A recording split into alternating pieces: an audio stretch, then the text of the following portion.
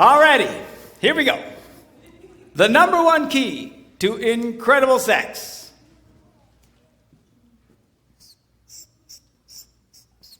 Exclusivity. I can't spell. Exclusivity. When one man focuses just on one woman. Looking at the Song of Solomon. Now she writes and says, I belong to my lover and his desire is for me. Something incredible happens when a man focuses on just one woman. Now this is radical what I'm telling you, because our culture today says the key to great sex is lust. The more you fantasize, the more you check out the hot babes, the more you're looking at pornography on the internet and check, the better your sex life will be. But they are lying to you. Our culture has completely lost its mind in this area. And all the experts talk about, yes, the key to incredible sex is to fantasize and to masturbate. And who is this woman? I can't imagine her having sex. It's just like,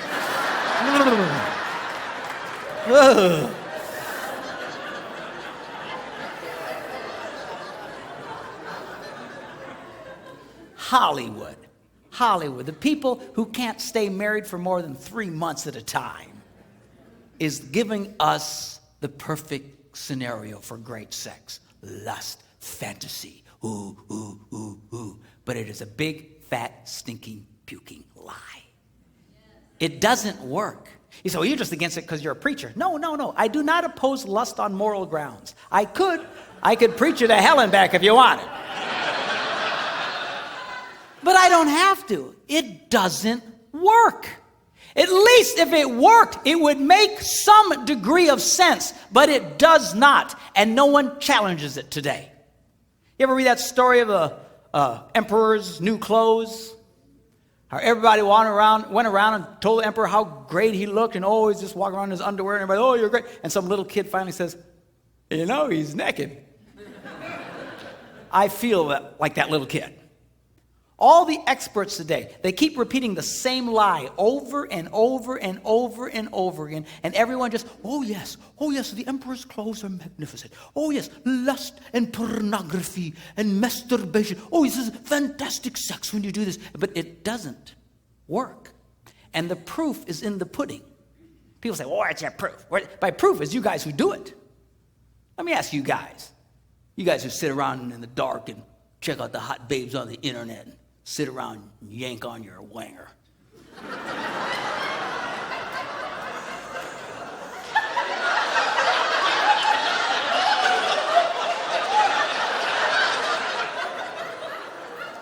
Come on, you wanger yankers. You know who I'm talking to.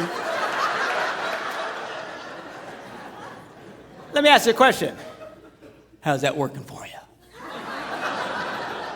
Huh? You got great sex? You know you don't. In fact, the more you do it, the more you indulge in it, the worse your sex life becomes. And the prescription the world gives us is, you just need more porn. You need more porn. But it doesn't help. It keeps making it worse. It is destroying people's lives. In Hollywood, they just don't get it. All these experts. I was watching this one show. You've seen the show Family Feud? This one week they had soap opera stars on. And I'll hand it to these people. They look great, but they were as dumb as a box of rocks. And they asked them this one question and said, 100 people surveyed, what can you do to improve your romantic life?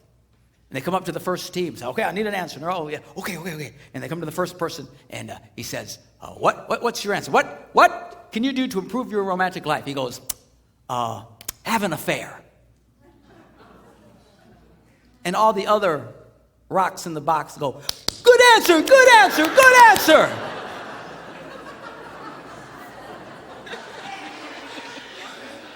Have an affair. How can you be so stupid and still breathe? The way to improve your sex life is to have an affair with somebody else. But that's the culture they live in. The more lust, the more naughty, somehow it improves. It does not improve, it destroys. I know psychiatrists and psychologists who have prescribed to couples in an effort to improve their relationship have an affair. So ignorant are they that the emperor is walking around naked. Went over to the next, he said, have an affair. The guy looked at him like he was nuts. Okay, have an affair. Ah. Went to the next rock. What can you do to improve your romantic life? View pornography together. Good answer, good answer, good answer. View porno. Ah. Every answer they came up with was lust-based. 3 strikes. They couldn't get it. Went over to the other box of rocks. Same thing. I'd never seen it before. Neither side could get one answer. Because when they got done, he said, well, let's take a look. And it was like, spend time with each other, have a romantic dinner, take a long walk, bring her flowers, stuff that any moron knows.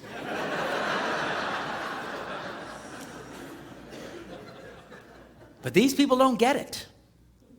They don't get it. Oh, yeah, that's great. Look, the world's answer to great sex, their formula is number 1, fantasize. Oh, yeah, that's a good idea. Ignore the real woman in your life and focus on one who would never give you the time of day. Oh, yeah, let's do that. Let's pretend. Let's live in a fantasy world. We are trading in real women for fantasies. How can we be so stupid? And this is becoming a real problem. And you know who's beginning to notice it? A lot of people way off on the liberal left are starting to notice it. They're starting to write about it. They're starting to realize there is a problem. Men are becoming more and more diminished sexually and are becoming unable to perform because they have so overstimulated themselves with pornography. It is destroying them. I've met women who've told me that their husbands prefer pornography and masturbation to actually making love to them. I had a woman in my office, and she's a 20-something-year-old, good-looking woman, like Hoochie Mama, okay? So, I didn't think pastors notice that sort of thing. Hey, I may be sanctified, but I'm not petrified. All right.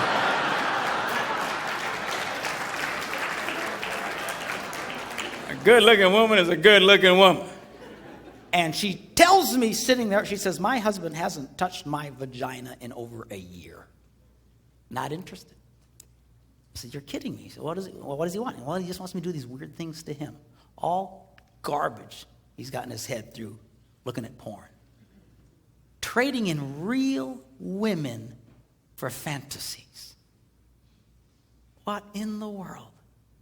So many women I've talked to in the last year who says, my husband admits he would rather masturbate than make love to me. Fantasize and masturbate. Oh, that's their idea of great sex. And what is it with this masturbating thing? And the passion to which these people rise to defend masturbation as some form of great sex. I don't get it. I'd love to know who the first hillbilly was that went, that kind of looks like a vagina.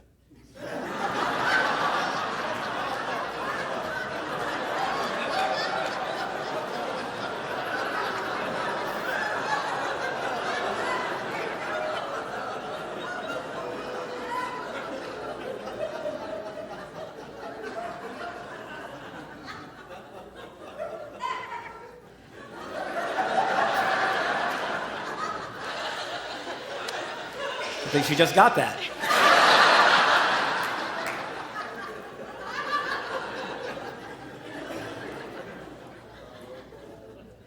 And this is starting to destroy a lot of men's sex lives.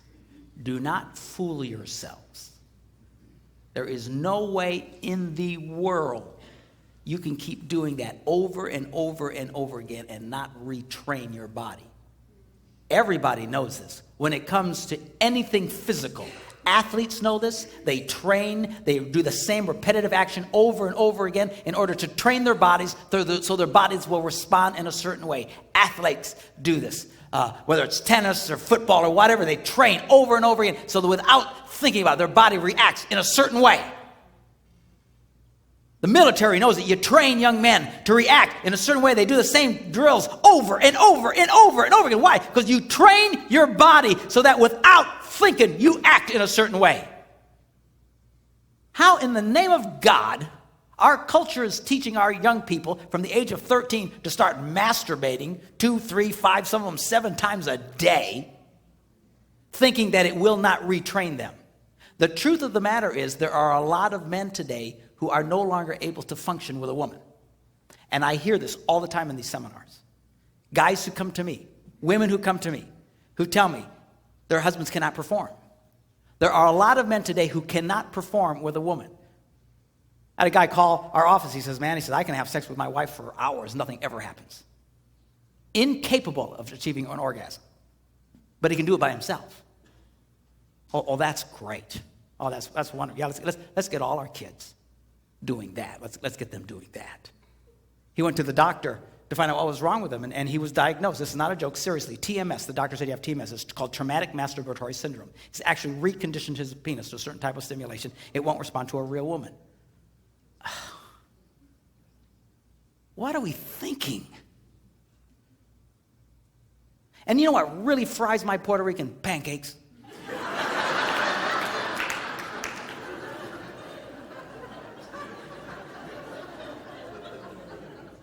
Is when they say, well, this is how you can achieve orgasm. You masturbate until you achieve orgasm. And they tie the words masturbation and orgasm together. They are crazy. You cannot achieve an orgasm through masturbation. You can ejaculate. You can have something physically happen to you, but it is not an orgasm. An orgasm is when you're making love to a woman and you reach your peak and endorphins are released into your bloodstream and every cell in your body stands up and grabs the hand of the cell next to it and goes, hallelujah!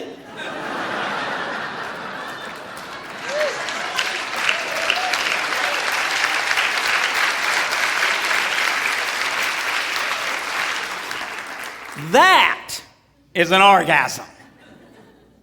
Almost universally, people report that when they masturbate, they immediately feel the opposite. Icky, dirty, or guilty. And psychologists have been telling us for decades now, oh, you don't have to feel guilty about masturbating. It's fine. I know Christian pastors who tell their young people, you don't have to feel guilty about masturbating. It's fine. I know psychologists, you don't have to feel guilty. It's fine. I'll tell you what, you can fool your mind, but you will never, ever, ever fool your body. And there are a lot of men today, I believe, who have never achieved an orgasm. They ejaculate. That's all they do. They've so trained their... You cannot get your body doing this over and over and over again and think you can function normally. All they're training their bodies to ejaculate, they never really achieve an orgasm. Oh, that's great. Oh, that's wonderful. Yeah, let's get all our kids doing that. The misinformation our kids are getting today, a lot of you have gotten it.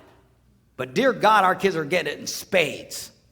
The misinformation is going to wreck their sex lives, has the potential to wreck their sex lives for the rest of their lives. And nobody is telling you what I'm telling you right now. Most preachers don't like talking about this stuff. It freaks them out. As you can tell, I have no such problem. And I understand that, but we have got to start talking about this stuff. In the church, we're trying to win an argument where we only let the other side talk. We're trying to win a war where we only let the other side have bullets. And we wonder why 50% of the men in our congregations have sexual addictions. That's the number, 50%. In our congregations, church-going men, sexual addictions. You have to understand something. Pornography will rob you of great sex. See, every man, the reason why it's such a temptation is because we think it's great sex. Oh, we want to check out that baby. Oh, if we get on the line, I'll have greater sex, I'll have greater sex. That's what sucks us in, with the promise of great sex. But it is a lie. I promise you, the more you do it, and you know the ones of you who do it, the more you do it, the opposite happens. They are lying to you. I'm telling you, the lies that this generation has faced and is continuing to face along sexual information, there are so many blatant lies along this line. We have lost our minds in this country. It is destroying people's lives. You know one of the biggest problems we're having today in America? Sexless marriages. Sexless people don't want to have sex. Don't have to have sex. Have sex with themselves. Oh, that's great. Yeah. Let's trade in a real woman for a fantasy one. Remember that little diagram I gave you last night? Got the heart and the smiley face. And that motivates that. When you masturbate, that breaks the system. That'd be nice to her. I'd pay attention to her. So self-centered men, lazy, and for a quick release, become lovers to themselves instead of lovers of women. This is sad stuff. Well, what do you tell our teenagers? Tell them to wait. They won't die. No one has ever died from lack of ejaculation.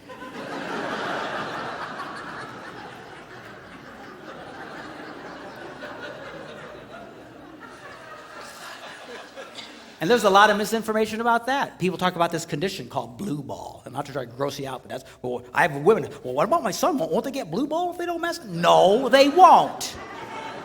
That is one of the biggest urban myths that there are. It's the most ridiculous bunch of nonsense. There is a condition like that, but it has nothing to do with ejaculation. Nothing. It has to do with being overstimulated for a long period of time.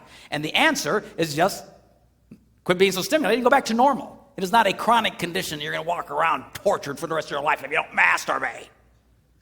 There's never been a morgue anywhere in the world where on the toe said, cause of death, failure to ejaculate.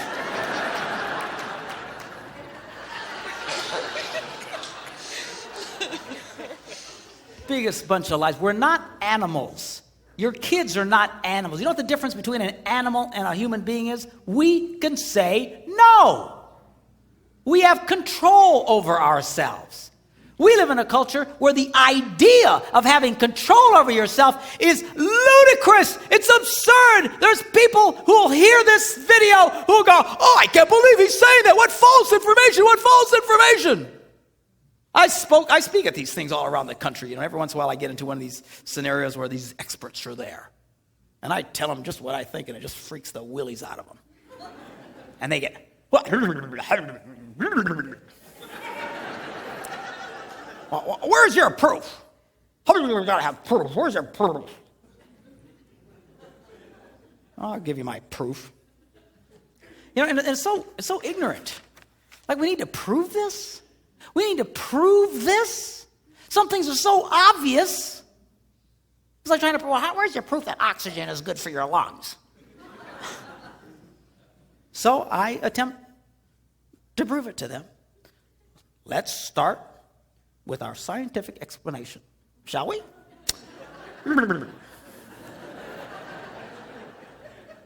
Let's assume that A turned on woman plus B, a turned on man, equals the best possible sex. Okay? Are you okay with it? You follow? Does that seem logical? For some reason, this is like, whoa! Oh, I've never heard such a thing to these experts. I mean, come on. If you don't have a turned-on man, kind of hard to have really great sex. If you don't have a turned-on woman, kind of hard to have really great sex. So we can at least agree you need a turned-on woman and a turned-on man to have great sex. Yes, we're there, okay? All right, now let me take a little survey here. About pornography. Ladies, If you, and you have to remember, these experts, these therapists, these nitwits I call, actually use this stuff in therapeutic ways. It's prescriptive. Pornography is prescriptive. This will improve your sex lives.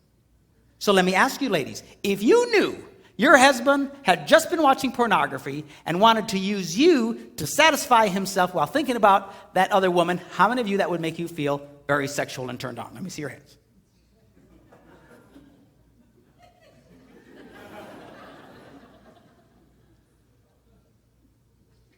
Okay? We'll call that 0.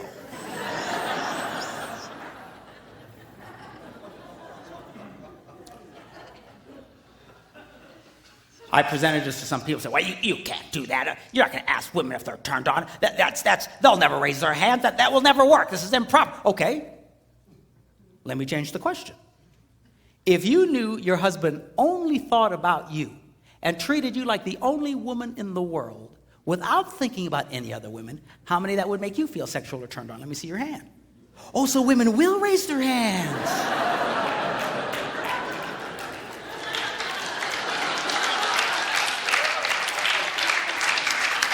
All right, come on.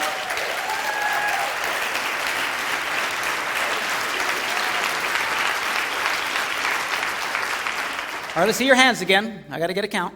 Hands. Okay, we'll call that lots.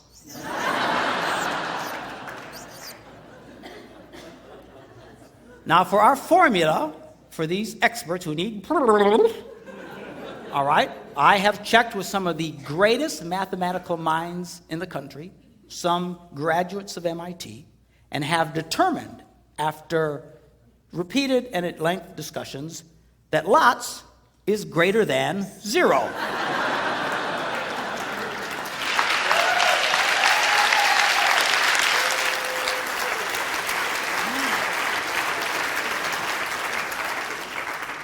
It's brilliant, truly brilliant. So we know now that porn results in a turned off woman.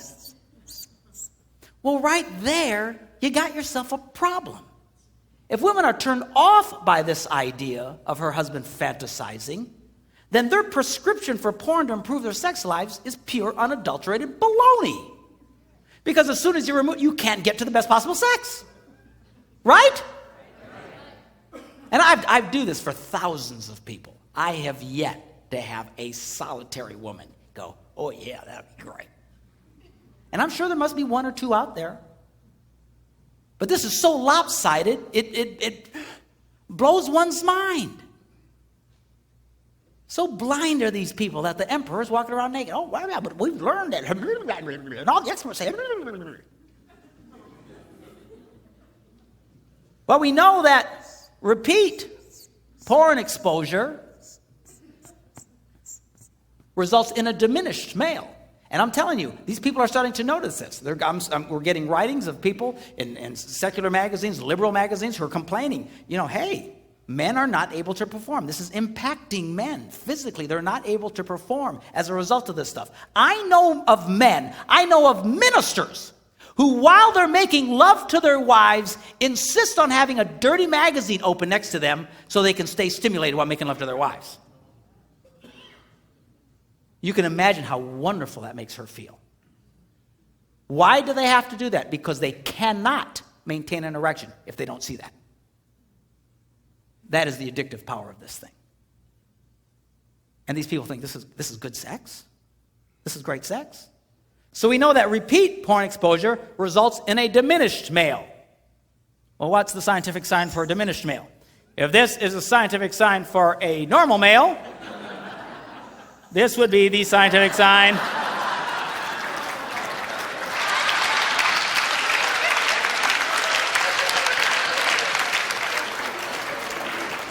for a diminished male. All right, you're all tracking with me here? All right, so this finally leads us to our scientific formula for the best possible sex. If A, a turned-on woman, plus B, a turned-on man, equals the best possible sex, And we know that porn results in a unturned on woman with repeated porn exposure resulting in a diminished man, then A plus B minus porn logically results in the best possible sex.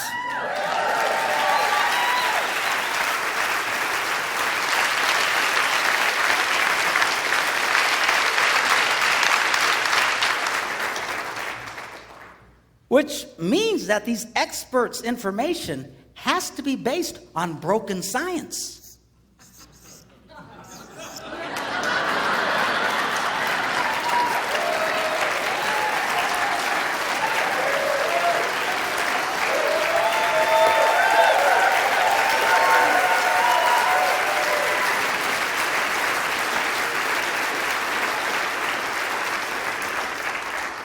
You can imagine these people get really mad at me.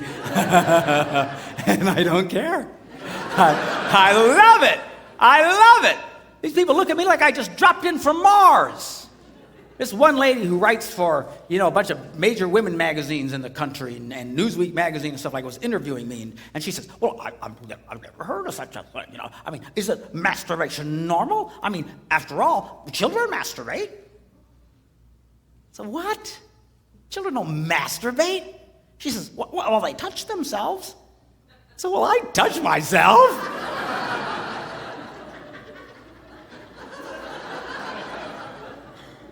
and besides, is this our standard, children?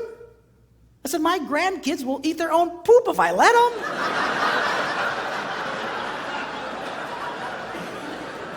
Does that mean we should all eat poop? These people do not think, I'm telling you, they're the most intellectually dishonest people in the world when it comes to this issue.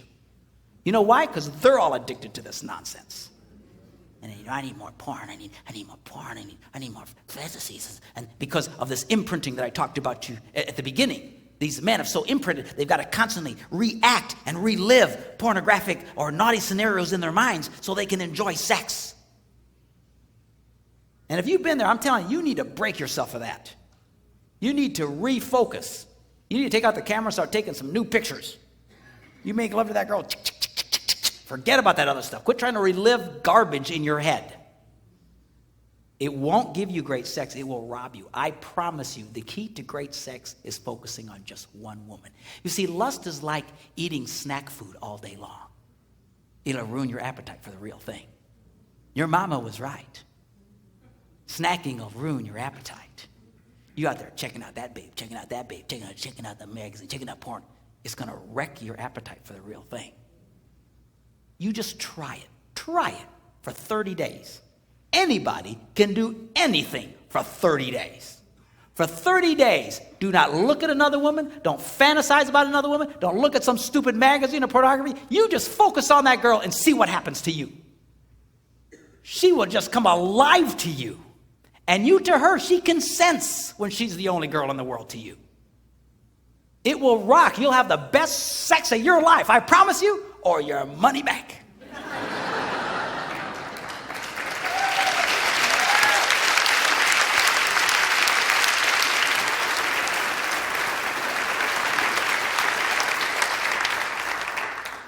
Let's get this right. I'm telling you, this will change your world. It'll change your world. We've got to start giving good information. Your kids need to hear about this. They've been lied. You know, when I do this for teenagers and for like young adults or college kids, they sit there stunned. You know what they say to me afterwards? How come no one ever told us this? Because all they've heard is the other nonsense. I know Christian ministers who encourage their kids to masturbate. I know a leader of one of the largest family organizations in America. I won't mention his name out of respect. Encourages. He's against pornography, but he thinks it's okay to masturbate. I don't know what in the world he thinks they're masturbating to. The book of Ezekiel? What's the deal?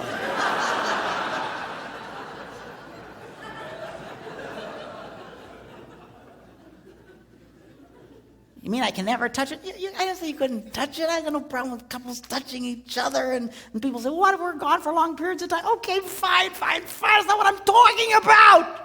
I'm talking about you living in a house with a real woman and you ignore that woman and make love to yourself. This is insane. It is not great sex. It is terrible sex. These guys out there talking about it, they act like they really know great sex. Ha, ha, ha. Bunch of nitwits. They're number one, fantasize, masturbate, and then the number three, they coup d'etat. Wear a condom. Wear a condom. That's our secular world's idea of great sex. Man, to me, wearing a condom is like trying to eat an ice cream cone with a sock on your tongue.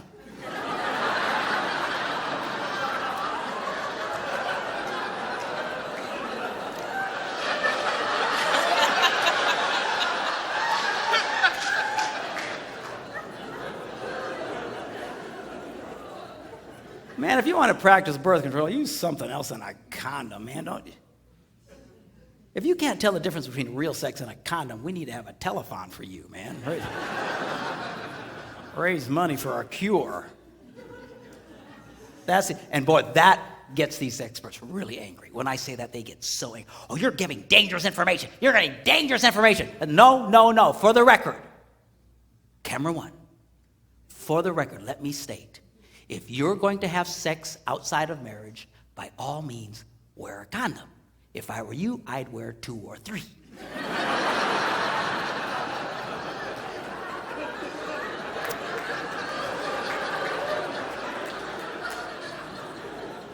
Kind of like double bagging at the grocery store.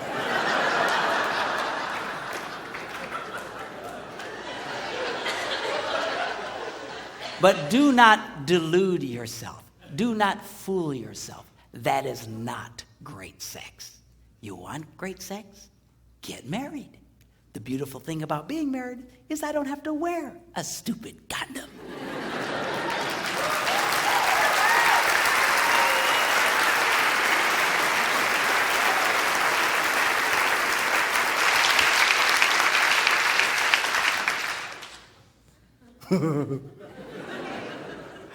I know I'm freaking some of you out, but I don't care.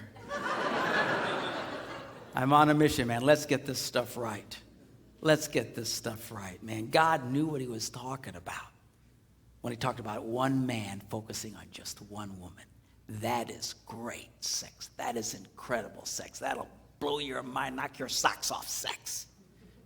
This fantasy nonsense and all this other stuff is destructive. It is poisonous. It is not great sex. It robs these people of great sex, and they're constantly looking for better sex, trying to get satisfied somehow, trying to up the level somehow. It's like a heroin addict. It doesn't work. It just doesn't work. And if there's any group in the world who should have this together, it ought to be Christian people, in my opinion. Christians ought to be known for great sex. We should.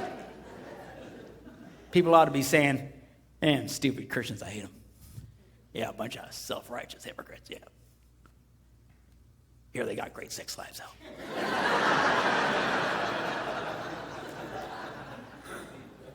Really? What time do you suppose their services are?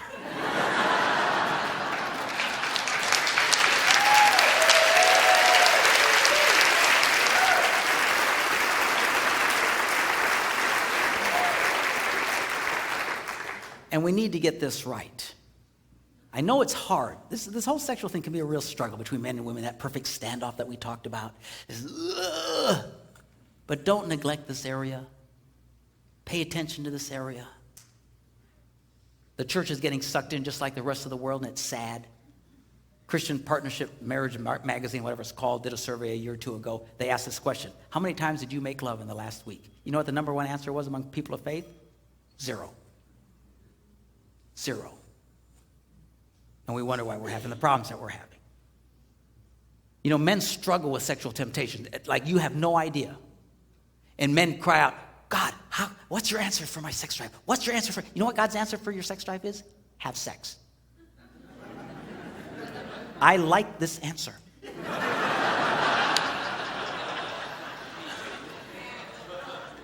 Girls, you need to be there for him. You have no idea how much men struggle with this. You need to be there for him. Do not neglect your husband's sexual needs. I know it's okay to put the conditions, all that kind of stuff, everything I talked about, but bottom line, fundamentally, you cannot ignore this area. I hear women complain bitterly. Oh, I wish the men in our church were more involved. I wish the men in our church would get more excited and they just praise the Lord more. I got bad news for you girls. It's really hard for a sexually frustrated man to praise the Lord.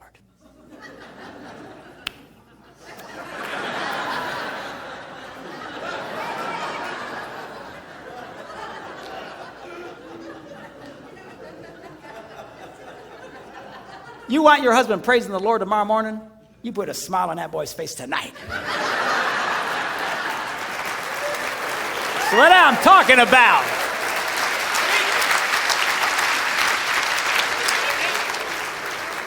He'll walk into this place going, hallelujah, somebody sing a song, let's get going. Ha-ha, bingo. All right, y'all still love me? All right.